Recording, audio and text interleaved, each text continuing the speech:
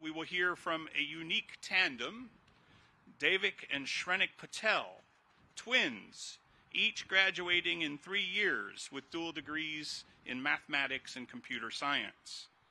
During their time at Rutgers, they have been awarded multiple academic and research prizes, including being named Paul Robeson Centennial Scholars. Both have presented multiple research papers at international conferences and have held AI internships. This fall, Daivik will pursue graduate studies in AI at the University of Cambridge, and Shrenik will begin a fully funded PhD in computer science at the University of Oxford, all with the goal of building AI systems for social good. I present to you the speakers for the class of 2026.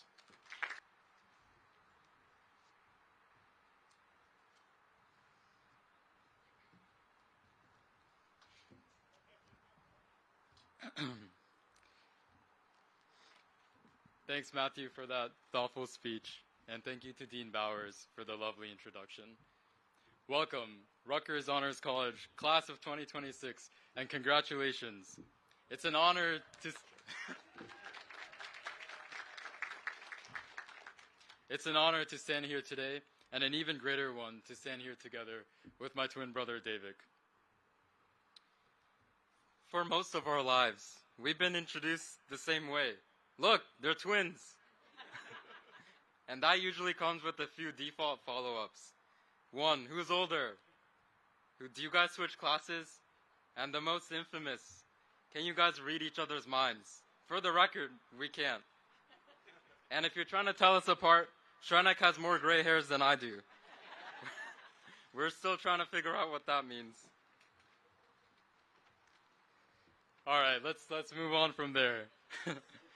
Before saying more, we want to begin with gratitude. We're deeply indebted to so many people who have helped us reach here, and no amount of time would be sufficient to thank them enough. But we especially wanted to thank our parents for giving us a life we're still learning how to be worthy of, and whose unconditional love and support have made the whole world feel possible. For a long time, I imagined this moment would feel like an ending, something you can point to and be like, this is where it all comes together.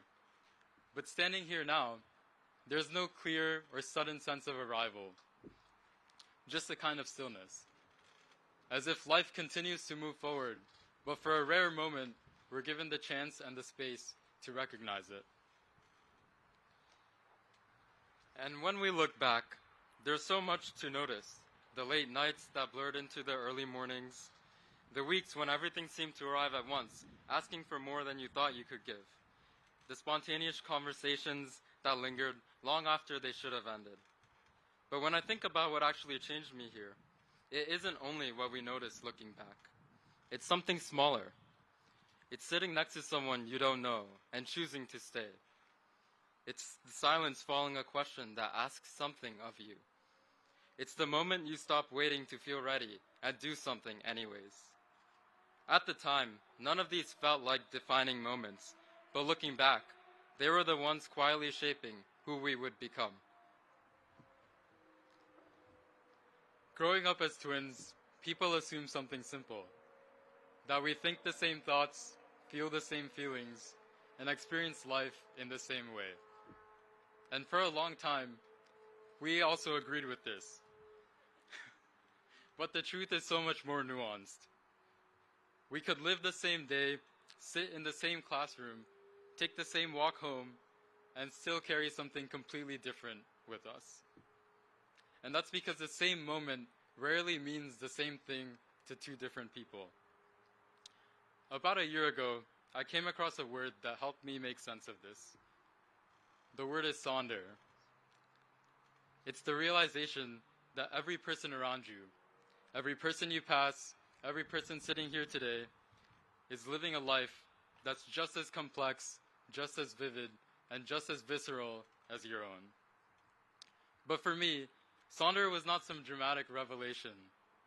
It was recognizing that even the person who's been beside you your entire life still has thoughts, worries, and moments that you'll never fully see.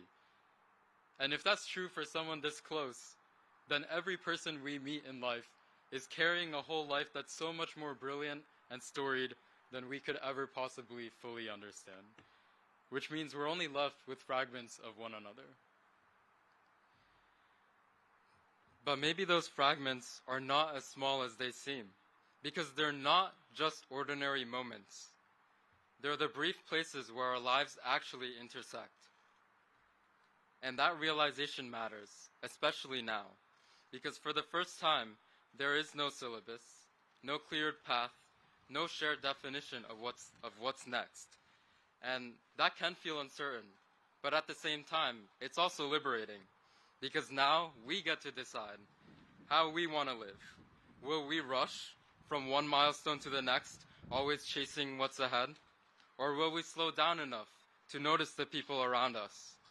Will we measure our lives only by what we accomplish, or also by how we show up for each other along the way? Because disagree is far too shallow to define us. It's meaningless on its own. No title, award, job, or institution can tell the story of who we are. That story only reveals itself in the small moments when our lives overlap. In the way we treat people when there's nothing to gain.